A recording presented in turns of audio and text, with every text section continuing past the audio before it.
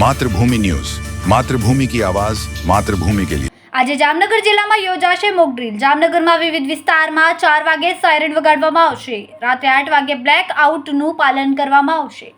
લોકોએ સ્વેચ્છાએ બ્લેક આઉટનું પાલન કરવા તંત્રએ અપીલ કરી છે। લોકોએ 8 વાગ્યાથી 8:30 સુધી પોતાના ઘરની તમામ લાઇટ બંધ કરવાની રહેશે। બ્લેકઆઉટ દરમિયાન પોલીસની ટીમ વિવિધ વિસ્તારોમાં પેટ્રોલિંગ કરશે। મોક ડ્રીલનું પાલન ન કરનાર સામે કાયદેસરના પગલાં લેવામાં આવશે। ગુજરાત સરકારના નિર્દેશન મુજબ આજરોજ એક ઉચ્ચ કક્ષાની મિટિંગનું આયોજન કરવામાં આવેલું, જેમાં આવતીકાલે તારીખ 7/5/2025ના રોજ જામનગર જિલ્લામાં આપણો વ્યૂહાત્મક સરહદી જિલ્લો છે અને સંરક્ષણની રીતે પણ ખૂબ અગત્યતા ધરાવતો જિલ્લો છે। એમાં એક મોક ડ્રીલનું આયોજન કરવામાં આવેલું છે। આવતીકાલે સાંજે 4 કલાકે જામનગર જિલ્લાના વ્યૂહાત્મક લોકેશન્સ ઉપર મોક ડ્રીલનું આયોજન કરવામાં આવશે।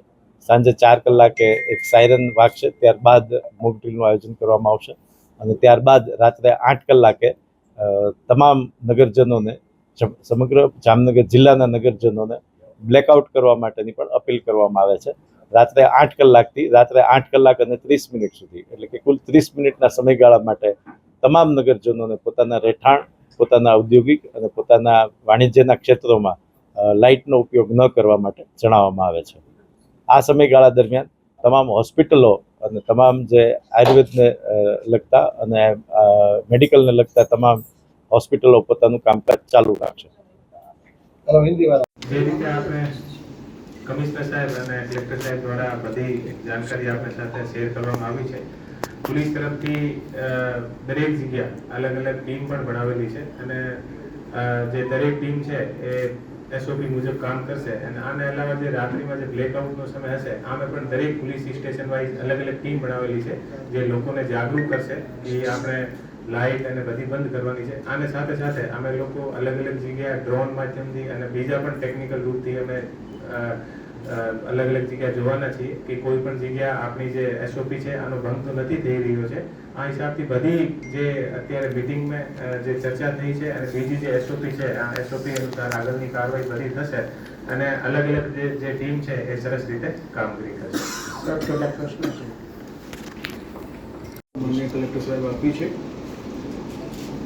જ્યાં સુધી મહાનગરપાલિકા જામનગર વિસ્તારનો સવાલ છે તો જે ઘડીએ આપણને એલર્ટ મળશે, વોર્નિંગ મળશે એટલે મહાનગરપાલિકાના બિલ્ડિંગની સાયરન વાગશે as per instruction from government અને કલેક્ટરશ્રી, અને ત્યારબાદ મહાનગરપાલિકાનું સમગ્ર તંત્ર આ મોક ડ્રીલ માટે તૈયાર હશે।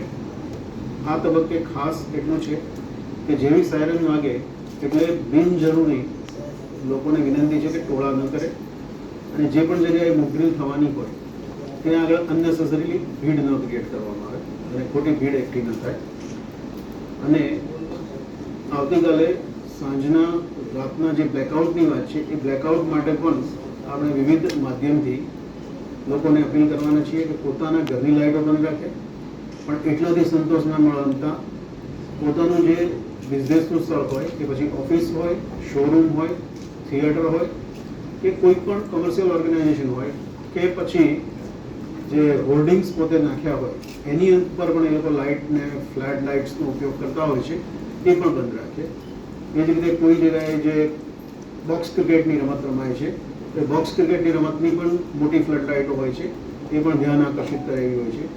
એટલે દરેકે દરેક નાગરિકને આપ સૌના માધ્યમથી મારી વિનંતી છે, જામનગર મહાનગરપાલિકા અત્યારે આશરે 8 લાખની વસ્તીવાળું શહેર છે, એની અંદર એક પણ લાઇટ આવતીકાલે આ સ્ટિપ્યુલેટેડ એટલે 8 થી 8:30ના ટાઈમમાં કોઈની પણ લાઇટ્સ ચાલુ ના રહે એ માટે સૌ પૂરતી તકેદારી કરે, કારણ કે આ આપણે એક યુદ્ધાભ્યાસ શરૂ કર્યો છે અને જેમ વોર થાય ત્યારે આર્મ્ડ ફોર્સીસ બોર્ડર ઉપર હોય છે અને એ વખતે આપણે સિવિલિયન માટે સિવિલ ડિફેન્સ હોય છે જે કલેક્ટર સાહેબના અંડરમાં ચાલતી સિવિલ ડિફેન્સની બ્રાન્ચ છે, એની સાથે સાથે હોમગાર્ડ જોડાયેલું હોય છે અને સાથોસાથ જે મુલકી સેવાના અગત્યના તંત્રો છે એ પછી કોર્પોરેશન છે, કલેક્ટોરેટ છે કે પછી જિલ્લા પંચાયત હોય કે પછી પોલીસ ડિપાર્ટમેન્ટ હોય, આ તમામ એમાં સિવિલ ડિફેન્સના કામમાં આપણે સૌ, પણ સિવિલ ડિફેન્સ ત્યારે જ પૂર્ણ બને કે જ્યારે આપણા સિવિલિયન અને એક સિટીઝનનો આમાં આપણને સહકાર મળે અને તો જ આપણે એક એવું મજબૂત બ્લેકઆઉટ બનાવી શકીએ